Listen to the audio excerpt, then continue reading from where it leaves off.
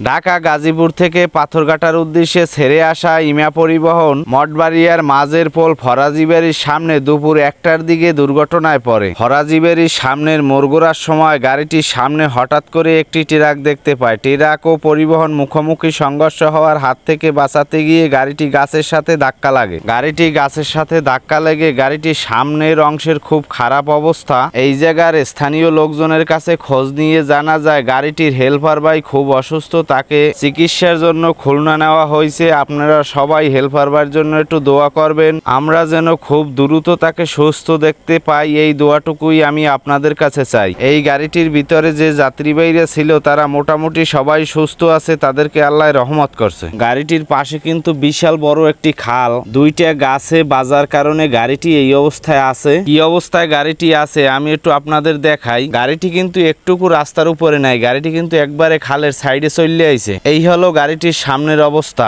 সামনের অবস্থা খুবই খারাপ। গাড়িটির বাম পাশে গাছটির ধাক্কা লাগে, তার কারণেই হেল্পার ভাই এত অসুস্থ। ড্রাইভার ভাই ও কন্ট্রাক্টর ভাই তারা দুজনেই সুস্থ আছে, তাদের তেমন কোনো সমস্যা হয় নাই। যে গাছটি আপনারা দেখতে আছেন এই গাছটির গোড়ায় কিন্তু গাড়িটার ধাক্কা লাগে, কিন্তু গাছের মাজার ভেঙে কিন্তু গাড়ির উপরে পড়ে গাছটি। এই অবস্থা দেখার পর আমি সকল ড্রাইভার ভাইয়ের উদ্দেশ্যে কইয়ে যাই যে আপনারা ধীরে সুস্থে গাড়ি চালান সবাই, কারণ একটি দুর্ঘটনা সারা জীবনের কান্না। এত জানেন সবাই, নূতন রিহা হওয়ার কিছু নাই। আমাদের এই দিকের রাস্তায় কিন্তু অনেক বড় বড় মোড়, মোড়ের এপাশ থেকে ওপাশের গাড়ি দেখা যায় না, তাই মোড়গুলো সবাই স্লো ঘোরার চেষ্টা করবেন। তাড়াহুড়ো করে মোড় ঘোরার চেষ্টা কেউ করবেন না, তাড়াহুড়ো করে মোড় ঘুরলে তার পরিস্থিতি কিন্তু খুব ভয়ঙ্কর।